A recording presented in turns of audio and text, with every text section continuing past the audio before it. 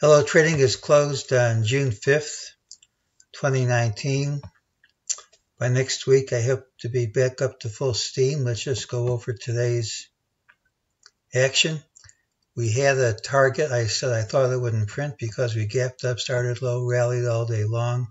Should lead to higher prices, which is what happened. Even if I didn't say it, gapping up would take this off the table and in the event. Once again, we have a pattern with the early high and the rally to the high. Typically, it leads to higher prices tomorrow, which is what I think will happen. During the day, we had an ultimate buy signal here. That's worked. Here's an ultimate sell. It said these squiggles weren't going to last. We finally got enough to satisfy it, and then we went up. Note that after the ultimate buy signal, it didn't target the next move.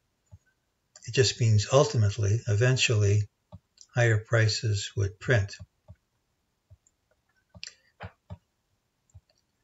Well, here's what we think the count is.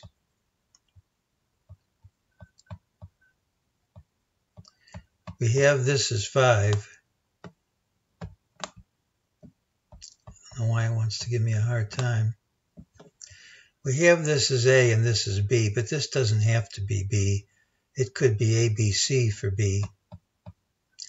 And if it is ABC, and if the C, look at this number, if the C,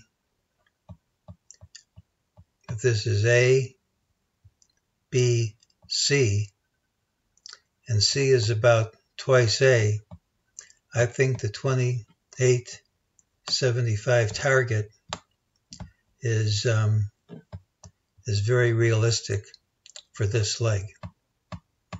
Not the only target, but I think it's a plausible one. And that's today's call.